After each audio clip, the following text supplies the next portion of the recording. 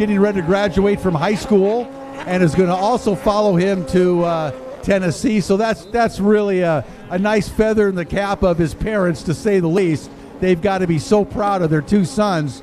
And but Devin is somebody we've watched, as I said, for so many years, and I feel like this is going to be a big year for Devin. He is really at the point in his racing career where he can take the next step onto the world stage and compete. Rick, it's deja vu all over again for the two of us, because, you know, I should have said it to Devin. Yeah, we have, but we watched your dad from about your age. I didn't want to age myself that much, but yeah, I've watched and announced Dustin's racing since the day he started racing, way back, and so it's a pleasure to see the growth and the development of their young sons, and Devin looking really good here, moto number 1 out in front. Yeah, David Cabrera in second, but way back on the track. He just left Shelby Warman.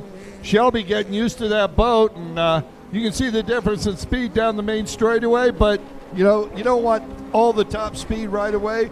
You want to build up to it, and she's on that path right now. Valentina Lezcano looks like she's having a little battle up there as well.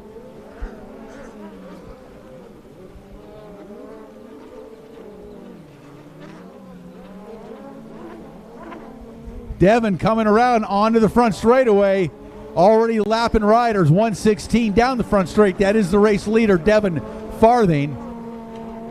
And that's Valentina Lezcano. So Devin just put Valentina down a lap. He's working his way through the field, Rick. Here comes Cabrera. Cabrera now about a half a lap back, and he's distancing himself from Christopher Landis. Yep. As the laps go by, Cabrera moving further and further ahead of Landis. And here we go. Blaine Spooner behind Landis. Spooner's making a move on Landis. He is catching him. Shelby Warman comes by on that 98 GP1 and moving into the stand-up class this year for the first time. So we're starting to see a little bit of growth now in the women's division with Valentina and Shelby Warman out here on GP1s competing in Pro-Am Ski GP, so that's pretty cool. Yeah, we missed Sophie Francis. She's back in California to race today. Otherwise, I'm sure we would have saw her. Last year, she shocked the world, as you said earlier today, with the first win by a woman in Pro Ski GP over with Lake Hartwell. Yeah, that was amazing. Hope we get to see her there again and maybe defend her title for that position. So Cabrera rockets down the front straightaway, trying to chase down Devin, but Devin is in a race of his own now out in front. And Cabrera really, really fast in his own right, and that just shows us the development of Devin Farthing, where he's come to now, as he is absolutely back straightaway, way out in front, and establishing a big lead here as the laps wind down here of moto number 1 of Pro-Am Ski GP. Well, Rick, the real battle is going on between Spooner, and looks like Spooner's going to make the move on Landis. They're side by side on the back straightaway. Let's see who will get it at the end. Look at Spooner, that big SXR 1500. He is way back in the tray. Couldn't quite do it. Oh, and as I say, he takes a quick water sample. See if he's back up and going. I'm telling you, Spooner hunting down Landis, and both of them are pushing each other to catch up with David Cabrera. Not sure there's enough laps left, Rick, but potentially. White flag is out. This is the final lap. Not a chance in heck. So, not much of a chance there, but still a fine ride nonetheless. And all of our riders here in the Pro-Am Ski GP class looking very, very good here in the first race of the year in Pro Watercross, as they are really charging out here. All of them looking great. Most of them on GP1s. Of course, James Wright on that Pro Force, and he's looked good. We've seen him race a number of times in both Pro-Am Ski GP and Veteran Ski GP, and he is a force to be reckoned with, particularly in Veteran Ski GP, where obviously at 53 he is really, really quick. Yeah, he's looking pretty strong out there for the first race of the year, and I'll tell you, 53 years old in Pro Ski GP. Yow. It's kind of like a... Devin Farthing takes the win in front of Cabrera. Cabrera takes second, 2:01. It's going to be Landis in third, Kurt. Yeah, Blaine Spooner in the fourth position. And as she comes around, looks like Valentina Lescano will finish right there. Good first moto for her in this class. Who's coming up behind her there? Yeah, that's Kyle Fabreau. I think Fabreau had a little bobble out there as he was battling with Spooner earlier. And here comes James Wright on the Pro Force, the number 13, that brilliant yellow machine. Nice ride by James, moto number 1 here. He looks good again. Yeah, and we saw Shelby Warman's very first Grand Prix. That's it right there. Moto right there. Yeah, and there were some nerves there in the Warman camp. Oh, yeah. With her first race here, and she looked really good out there. She's going to get better, nothing but faster. As she's really been training over the winter. Wow. She looks strong physically. Yep. No, she's in good shape and concentrating as much as she can on the racing. Got, I think, a few more weeks or months in school. Yeah, she's finishing up her degree. So kudos to Shelby. And great family, great racing family now in Florida. Dad working at Riva. Moved from, I believe, New York area to Florida Upstate, yeah. A couple years ago. And her father working at Riva. And really cool family. Yeah, there's a lot less of Jody than the last time we saw him. Yeah. Apparently he's been working out with Shelby, and Shelby's pushing him. I think Bamdis has been working him too hard. Right? Maybe.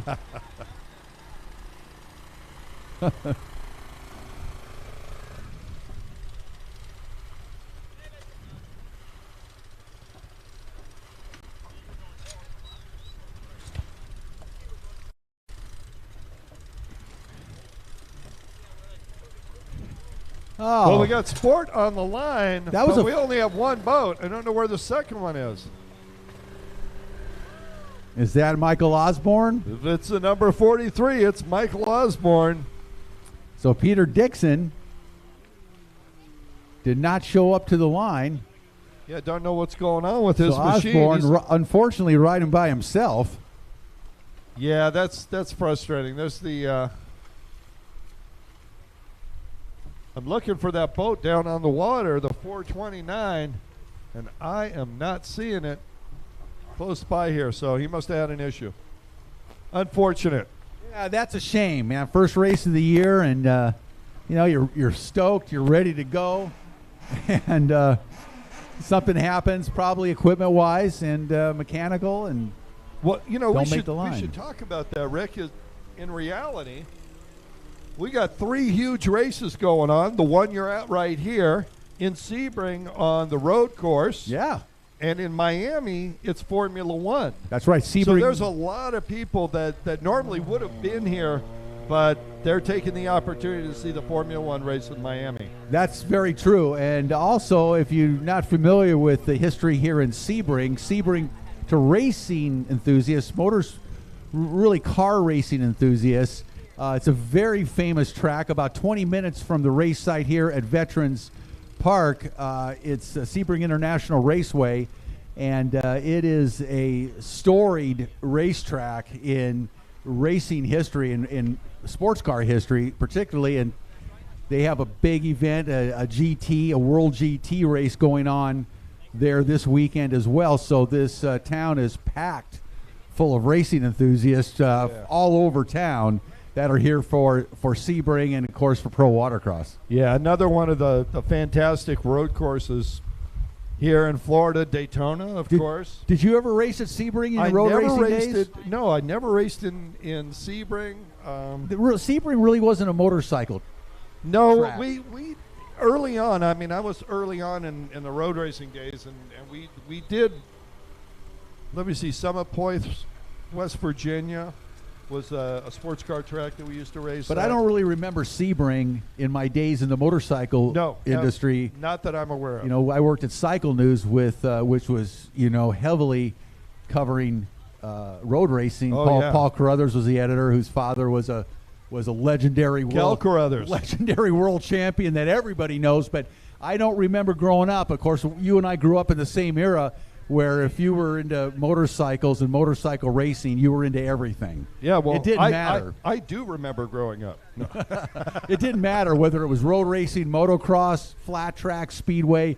We just couldn't get enough of any of it. If it had two wheels, we were on it. But I don't remember Sebring being the place. Of course, Daytona was the place for motorcycle road racing the entire history of the sport in the U.S. You know, Rick, I did one thing as our sport class, as Michael Osborne continues to dominate the sport class out there.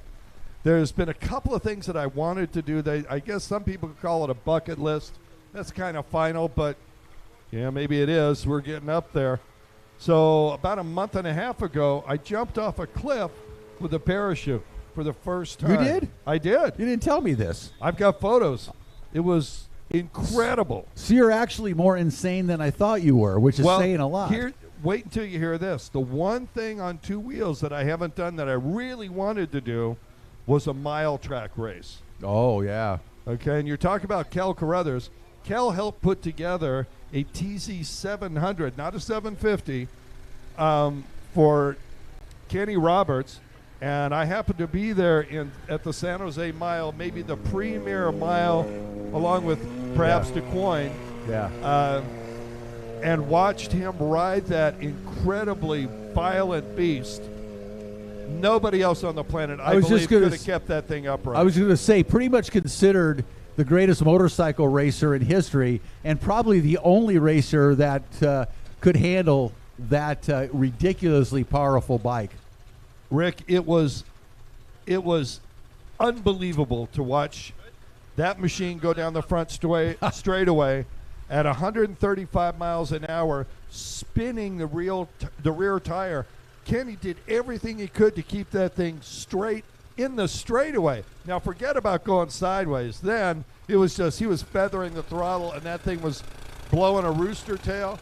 Everybody went away from the side of the fence when he came by because he was literally littering projectiles all the way around the track. Well, at Speedway in Southern California, we say cover your beer when the bikes go by in the bull ring at Costa Mesa, because literally when you're standing there with your beer in your hand, you have chunks of the track at the bottom of your beer. Inevitably, everybody's experienced it, so you'll see people standing in the corners with their hand over their beers during the races. Up in Auburn, it's pretty cool history. But anyway, enough of motorcycle racing. We both love it. I'm sure many of you do as well, because there's such a direct connection between watercraft, jet ski racing, as we really know it, and motorcycle racing, because we all kind of got into it from growing up racing motorcycles in the 70s, transitioned to jet skis in the 80s. And here we are today, Kurt, in Runabout Box Stock, along with Veterans Runabout Box Stock is coming up next.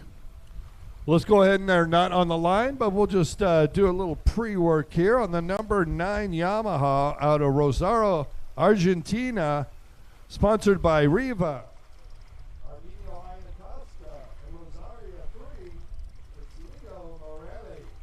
Number 618 out of Boynton Beach, Florida, running for Seaside Marine Construction, NPR, BP, and Maxima, is Trey Williams.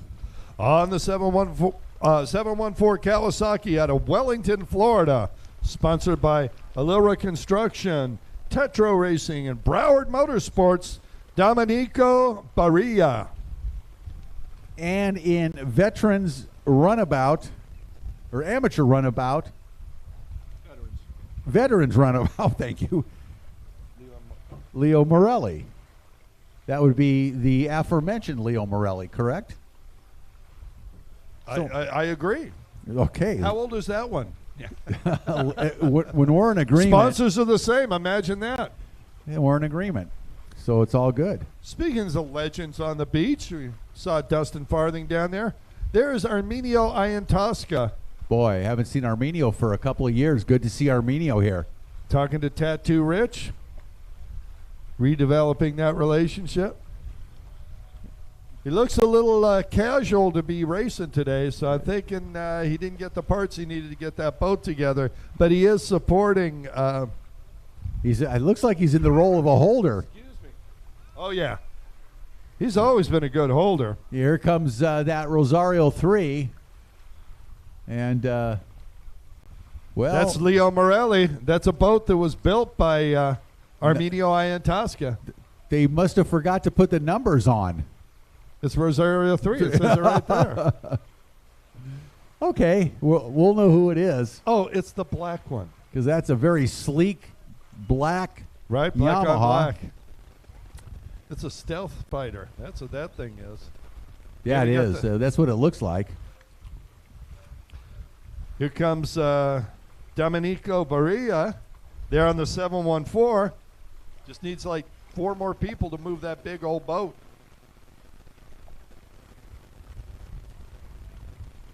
And Trey Williams we're looking for on the 618. 714 heading to the line. And where is the 618? Trey Williams. There he is. There he comes, right on. He's got 2 Yamahas and a Kawasaki. Is that correct? It says Kawasaki, but I don't see a Kawasaki down there. He spells Kawasaki Y-A-M-A-H. Well, 714 is listed as a Kawasaki.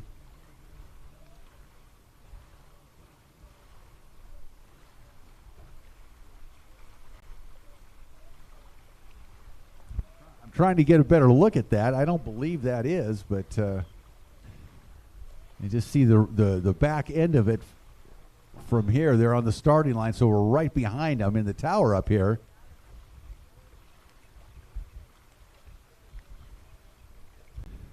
So we will see as they come around what that 714 is. Maybe it is a Kawasaki. Maybe it's one of those new, one of the new Kawasaki Ultra 310s. STX, is that what you said? Definitely not an STX, although we've seen one out here before in recent memory. Troy Weeks. Wasn't that Troy Weeks that was on it? Jeff Weeks maybe. Frankly, we don't see a lot of Kawasaki runabouts any longer in closed course racing. Yeah. No. And lots of them for the wreck riders. Oh, yeah. Absolutely. They're phenomenal boats, but not so much participation in closed course as of late. But, of course, those power plants are legendary, and those put the supercharger on them, and they are really a lot of fun to ride, as are all these supercharged runabouts, no doubt about it. All right. Our starter, Randy, says fire them up, and they are off.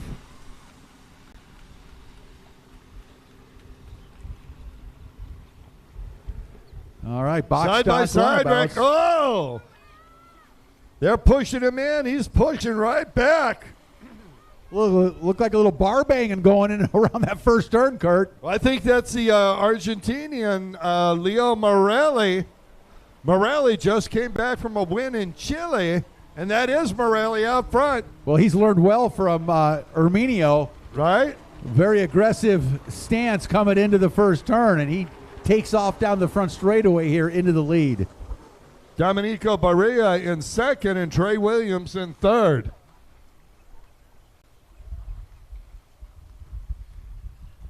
Yeah, you know, Kawasaki has changed the top deck on those Ultras, and so they have a completely different look now. They did that about a year ago, so they have a completely different look to them. Yeah, I was surprised as well, Rick. Yep.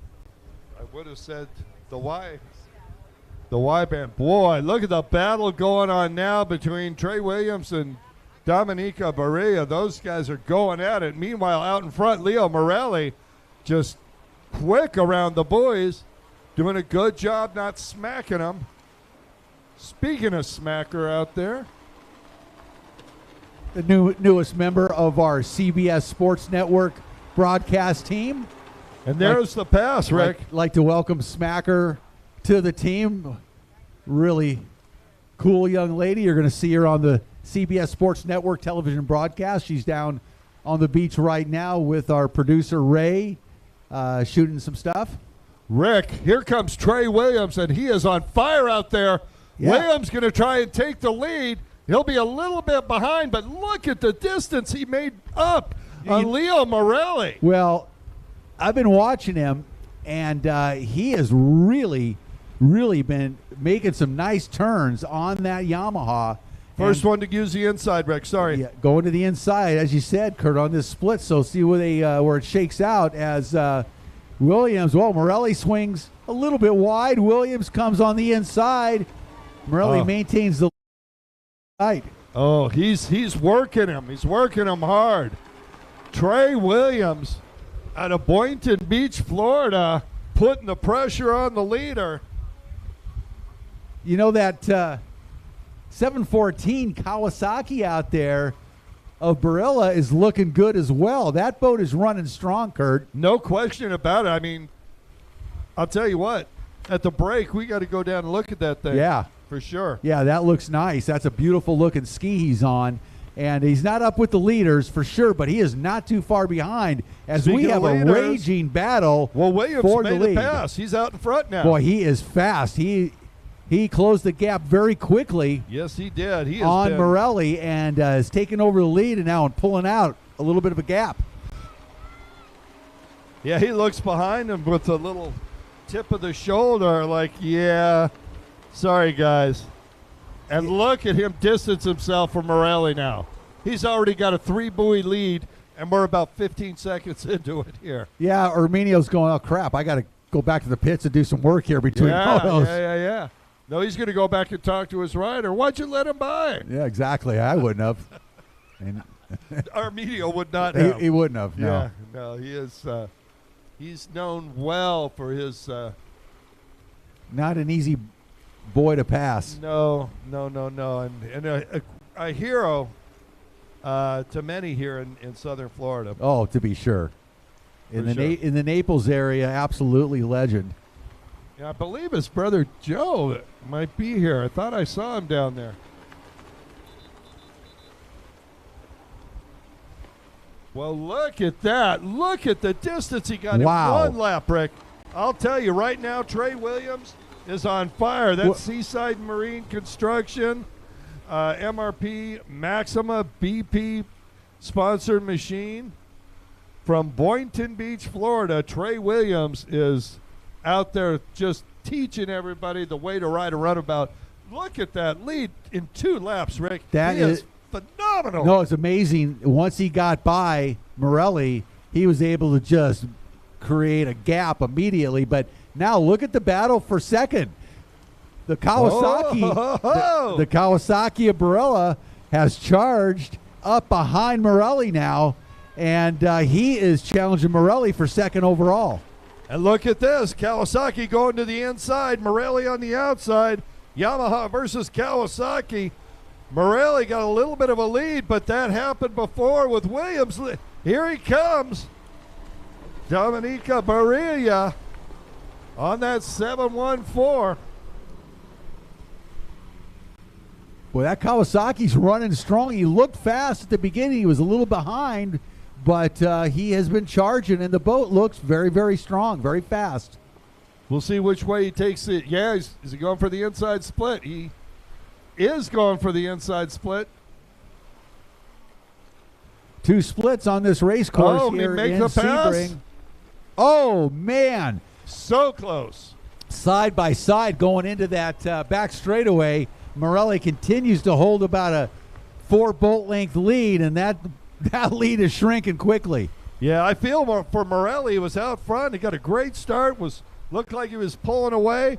But boy, Trey Williams, he was not to be denied. And here we go. There's going to be a keep an pass eye. here. Yep, looks like it. Barilla has the inside, moves over, and that's it.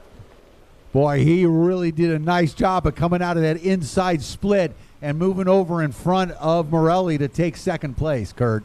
Wow. I definitely want to go see that Kawasaki now. What a joy, Rick. Great to see some Pro-Am runabouts on the water here. Good riders, clean riding. And here comes your leader, Trey Williams, down the front straightaway. Looks like there might be about 2 laps to go. That's accurate. And, boy, impressive performance by the Kawasaki rider here, I think. First time we've seen one of the new Ultras in Pro Watercross. Yeah, Morelli using the inside, trying to get back because he's been passed twice that way. But, yeah, he goes a little long there. Yeah, and also kudos to Barilla for the number on his boat. It's pretty good to see. And, you know, we fight that all the time. All the time. But we love it when the boats have big, bright numbers pretty much encompassing the entire side of the hull, of the top deck and the hull. And Barilla's done a nice job with that. Much easier for the scores in addition to you and I. Yeah. Like, does he have a number? Final lap for this stock runabout class.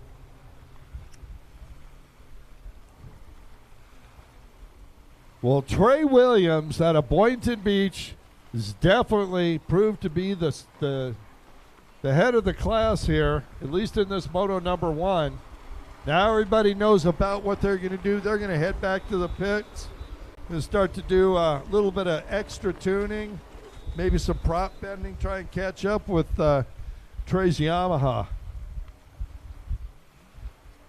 Yeah, it's interesting to see. Well, that's a pretty sight right there. Right, wasn't it gorgeous? Yeah. Those, I believe those are cranes. I believe flying by, doing a flyby over the over the tower. And there's your winner. Let's hear it, folks, for Trey Williams out of Boynton Beach, Florida. What a great ride. Nice ride by Trey. Congrats here in moto number 1. Of course, we got 2 more to go, so anything can happen, to be sure. Junior ski stock up next, Rick. 2 riders in this class, a 12 and a 14-year-old. This is where all the champions come from. You remember seeing Devin and Talon Farthing at this age. And your Kawasaki in second position, Domenico Barilla. Yeah, nice ride. Real nice ride. And filling it out in third place, Leo Morelli. Yeah, you're right. Ski class, we have seen a lot of riders grow up through this class, and it's really been a phenomenal addition to the sport. There was a time when riders, younger riders, couldn't race. They weren't allowed to race.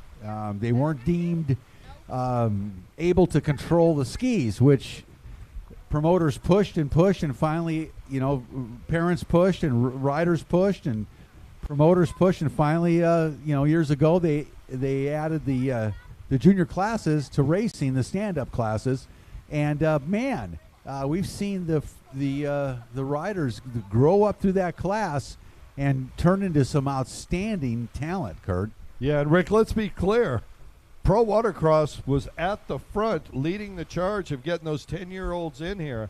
It took a couple of years, but finally the parents and the organization got together, were able to get approval from insurance, which was the main sticking point.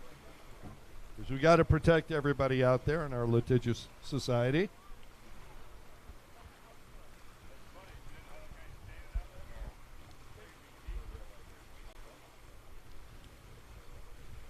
You say a good example of the junior development is Devin Farthing, who came and absolutely smoked first moto and Pro-Am Ski GP earlier today, the first race of the day. So, yeah, it's really become evident that these riders are not only capable of riding these stand-ups at this age, but they're really good at it. Boy, they are really good at it. And they start out, we've seen them start out from their first race where they were just able to get around the track, maybe without falling down, and make some turns and kind of learn the ins and outs of racing and develop. And, you know, once you get one race under your belt, another one, they show up the next race and they're a little bit better. And by the time the season's over, they're charging. Well, let's talk about Valentina Lescano. Started her racing career with us at about 14 at Lake Hartwell. And look at her now. Yeah, really cool for us to see these riders develop, and the ones that really stick with it. Of course, when you're a youngster, 10, 12, 13, 14, you know, you're laser focused, and this is your world to some degree. By the time you turn 16 and get a car and